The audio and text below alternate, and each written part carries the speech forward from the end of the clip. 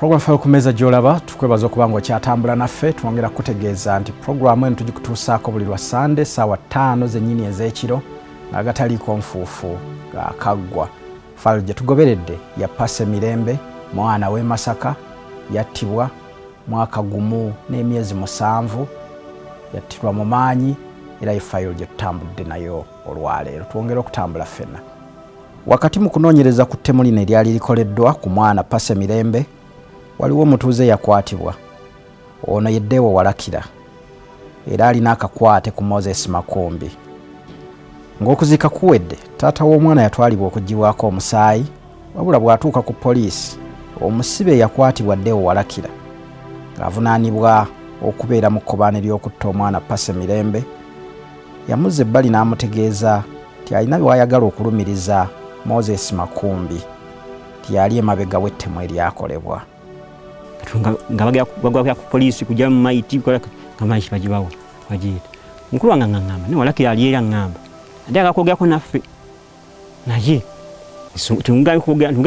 tunonye maiti tuweze okwogerako naawe nga bayita maiti wano nnaku ennene nnyo ekyama ne maiti saagirabako namulabako omwana wange tukola enteekateeka y'okuziika nga tumuziika kati ngamba mukulu wange nti omanyi nkya tukeere Masaka nabasigala nga tugamba nti tukeere Masaka batugere batuggyeko mbu omusaayi okeera nti omwana gwe tuziisa oba waffe omwana tumaze omuziika tubaligudde tuggyeko omusaayi twakukkiriza ntugenda Walakira nga tugamba addamu atugamba byatunyooli wa Walakira yawasa muwala wange yawasa muwala wa ssenga nga era omuwala wa ssenga batipita anko Walakira yadde ampita anko angamba anko kyufu bansibye ne Walakira yansibye Makumbi nimanya njogeko nammwe bantu mwogere n'abasirikale bante bangenza okizuula nga Makumbi agakweyambula kintu akindekemu natugamba nekyawe mba munoonya obujulizi mukwate kabuye nga emukozi yakolewa Makumbi yakolanga manager. Kya bulijjo wabeera omwana tewabula maama era ekibuuzo ekisinga obukulu nga bino byonna tebinnabaawo omwana alyoka atwalibwe maama yali luddawa ebyaliwo abitottola atya.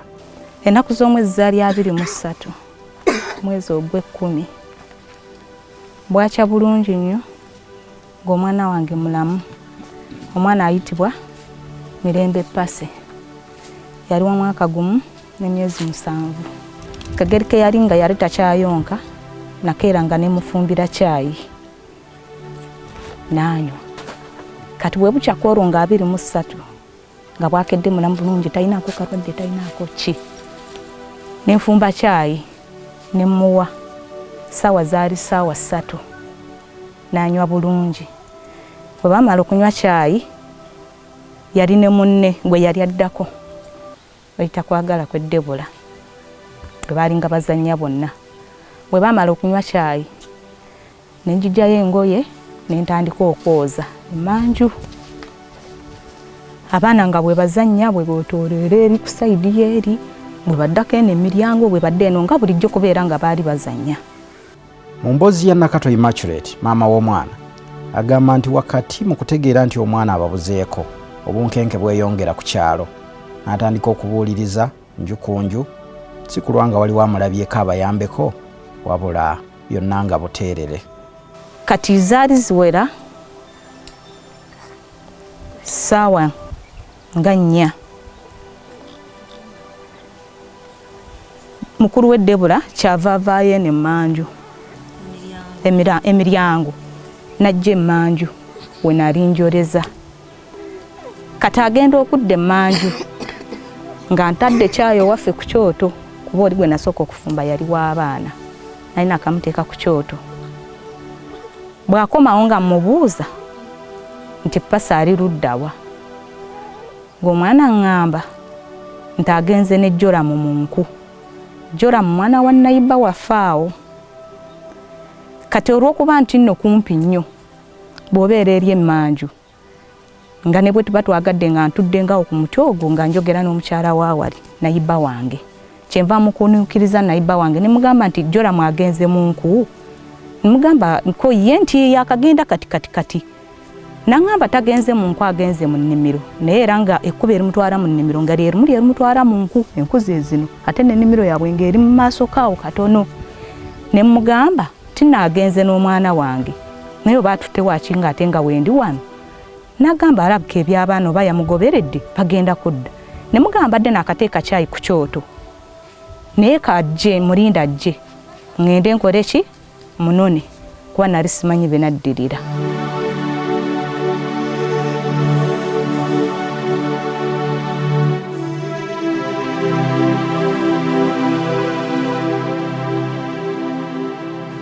Ngajja ng'omukazi ng'amaze okummatiza nti omwana akoze eki ayiseewo wano agenza ate yeddakiika n'emu omwana gy'akoze eki gy'aŋŋambiddemu ng'afumba kyayi ngajja. Kati bwe yajja bw'ati nenzirawo wali kumpi nnyo awo ennyumba yiyawo nga ne bwe simala kutuukawo ng'amukunuliriza nti Naalongo Joramu akomyewo koye nti eyakomyewo olwo essaawa zigenda mu nnya kitundu nti akomyewo. Ne mubuuza Passy amuleese awo nti nti tamuyina nti nange mubuuzizza Passy aliwa nti naŋŋamba nti ze sigenze naye nabayiseekaawo nga bazannya ne mbalekawo n'entambula n'entuukawo. Ne musanga ng'ava wa nayibba wali okweyazika ku ggaali ku nnyumba eddirira wali agende ku luzzi. Ne mubuuza Joramu Passy ali luddawa gwe wagenze naye. Nanganze sinagendako naye. Ne muganga ate ng'omwana yayogedde nti gwe wagenze naye mu nku. Ne mbuuza mama wano n'aŋŋamba nti waakagenda wali okulima gwe wagenze n'omwana omutadde luddawa. N'aŋŋamba nti nze omwana nabaleseewaawo nga bazannya nange simanyi waakutte. Amangu ddala taata we yali alazeekaawo katono wammanga awo ne nzikirira mangu nasanga era naye avaayo. Ne mugamba nti omwana nolooza tabuze omwana abadde naye awo amaze okunywa kyayi abadde azannya ne munne agenze okudda emmanju nga tamuyina. Ne mubuuza omwana n'aŋŋamba nti agenze ne Joramu owa nayibba wali ate ng'omwana yali amumanyi. Sigamba nti kale omwana oyo yali amazeewo ebbanga lya mwezi oba myezi ebiri ng'abaana wano bamamanyi kuba omwana aba yakatuuka awo olunaku lumu oba wano nga bwe tweriranye najjawo okuzannyirawo okukola ki nga n'abaana baali basiibaawe wa nayibba so ng'amumanyi nga toyinza mweraliikirira. Twatandikirawo okunoonya ne tudduka wano wonna mu mayumba agatwetoolodde ng'omwana taliiwo naye nga era nze omutima nga guŋŋamba kimu nti omwana bw'aba wakubula abulidde emiryango kuba ng'eno emmanju yataliiyo.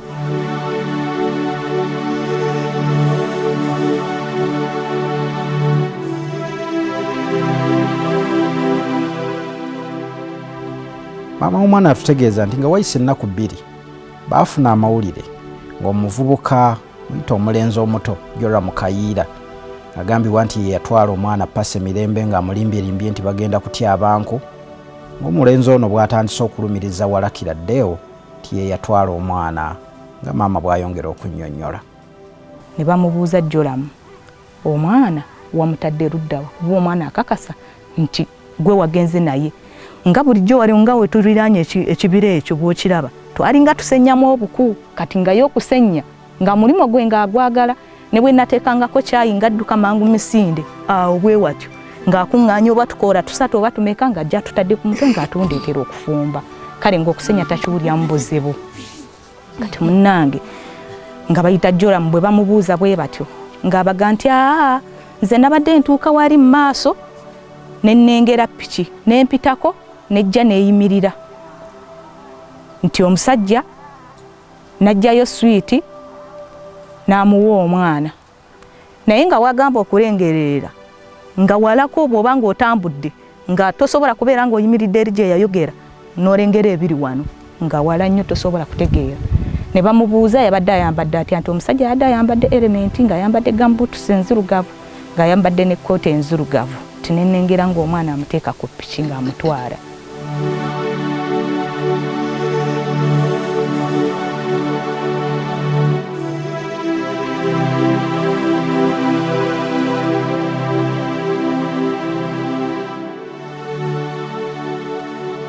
Kati ku Sande ng'omwana amaze okulabika ku Lwomukaaga ne ku ssaawa wazaali ssaawa 8 oba 7 ne wayita amawulire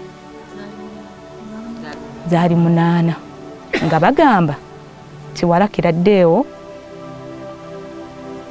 ye yatutte omwana yayogedde nti omwana yamuwa kitaawe muto Walakira era namuwa nusu 2 ye yamutwala omwegezi wa Gagundi omwegezi wa poliisi nga yabyogedde Lameka Kigozi ekigambo ekyo nekitegeerwa bwe tutyo.